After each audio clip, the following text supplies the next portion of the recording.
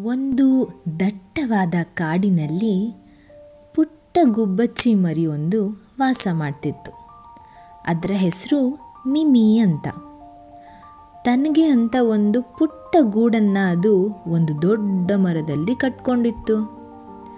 ಪ್ರತಿದಿನ ಬೆಳಗ್ಗೆ ಮಿಮಿ ಎದ್ದು ತನ್ನ ರೆಕ್ಕೆಗಳನ್ನು ಬಡಿತಾ ಊಟಕ್ಕಾಗಿ ಹುಡುಕಿ ಹಾರಿ ಹೋಗ್ತಿತ್ತು.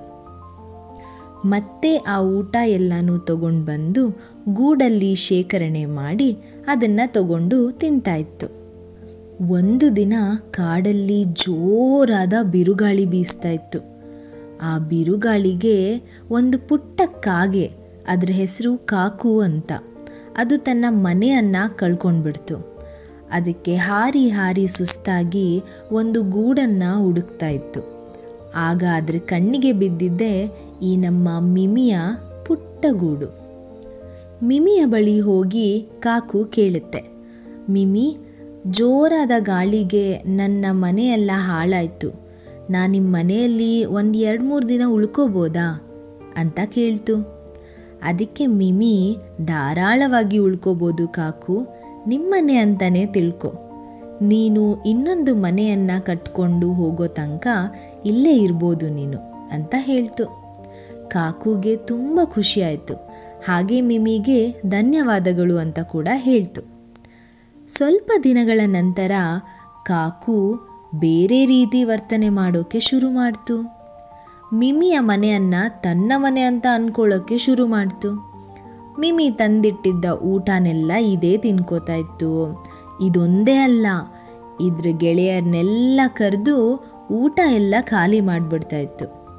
ಕಾಕು ಜಾಸ್ತಿ ಜಾಗವನ್ನು ಉಪಯೋಗಿಸ್ಕೊಂಡು ಮಿಮಿಗೆ ಮಾತ್ರ ಒಂದು ಮೂಲೆಯಲ್ಲಿ ಉಳ್ಕೊಳ್ಳೋ ಅಷ್ಟು ಜಾಗ ಕೊಟ್ಟಿತ್ತು.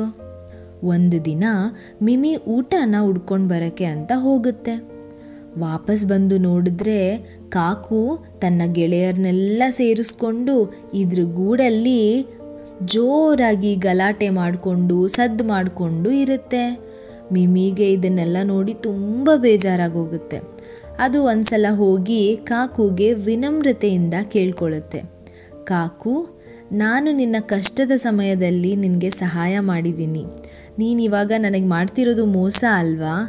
ನನ್ನ ಮನೆಯನ್ನು ನನ್ನಿಂದನೇ ದೂರ ಮಾಡ್ತಿದ್ಯಾ ಅಲ್ವಾ ಅಂತ ಹೇಳುತ್ತೆ. ಅದಕ್ಕೆ ಕಾಕು ಜೋರಾಗಿ ನಕ್ಬಿಟ್ಟು ಹೇಳುತ್ತೆ, ಹೌದು, ನಾನು ಕಷ್ಟದಲ್ಲಿದ್ದಾಗ ನೀನು ಸಹಾಯ ಮಾಡಿದೆ, ಅದಕ್ಕೆ ನಾನು ಥ್ಯಾಂಕ್ ಯೂನೂ ಹೇಳಿದೆ. ಆದರೆ ಈಗ ನಾನೇನು ಕಷ್ಟದಲ್ಲಿಲ್ವಲ್ಲ, ನಿನ್ನ ಮನೆಯೆಲ್ಲ ಇಲ್ಲ ಈಗ. ಎಷ್ಟು ಪುಟ್ಟ ಪ್ರಾಣಿ ನೀನು, ಏನು ಮಾಡ್ಕೋತೀಯ?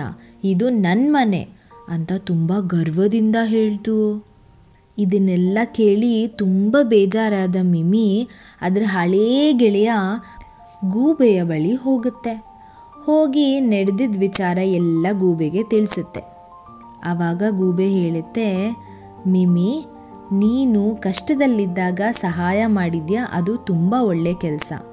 ಆದರೆ ಕೆಲವೊಂದು ಬಾರಿ ನಿನಗೋಸ್ಕರ ನೀನು ಧೈರ್ಯವಾಗಿ ನಿಲ್ಲಬೇಕಾಗತ್ತೆ.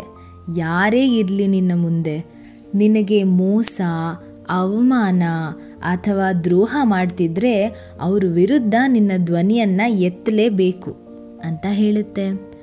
ಮರುದಿನ ಬೆಳಗ್ಗೆ ಮಿಮಿ ಧೈರ್ಯವಾಗಿ ತನ್ನ ಗೂಡಿನ ಹತ್ರ ಹೋಗಿ ಕಾಕುವಿನ ಕಣ್ಣಲ್ಲಿ ಕಣ್ಣಿಟ್ಟು ಹೇಳುತ್ತೆ, ಕಾಕು, ನಾನು ನಿನ್ನ ತುಂಬ ಪ್ರೀತಿಯಿಂದ ಬರಮಾಡ್ಕೊಂಡೆ.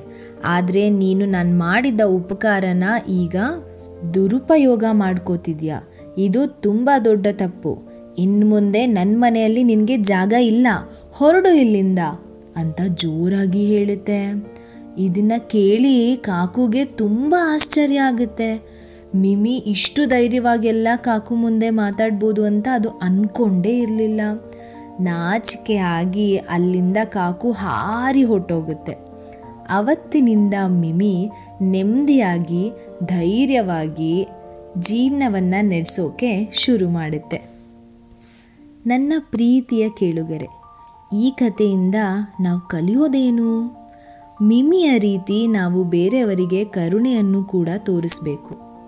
ಅದೇ ರೀತಿ ಯಾರಾದರೂ ನಮ್ಮ ಕರುಣೆಯನ್ನೇ ನಮ್ಮ ದೌರ್ಬಲ್ಯ ಅಂತ ಅಂದ್ಕೊಂಡ್ರೆ ಆಗ ನಮ್ಮ ಧೈರ್ಯ, ಶೌರ್ಯವನ್ನು ಕೂಡ ನಾವು ತೋರಿಸ್ಬೇಕಾಗುತ್ತೆ. ಈ ಕತೆ ನಿಮ್ಮೆಲ್ಲರಿಗೂ ಇಷ್ಟ ಆಗಿದೆ ಅಂತ ಭಾವಿಸ್ತೀನಿ. ಇದೇ ರೀತಿ ಬಹಳಷ್ಟು ಕತೆಗಳನ್ನು ಕೇಳೋಕ್ಕೆ ನಮ್ಮ ಚಾನಲ್ಲಿಗೆ ಸಬ್ಸ್ಕ್ರೈಬ್ ಆಗಿ. Thank you.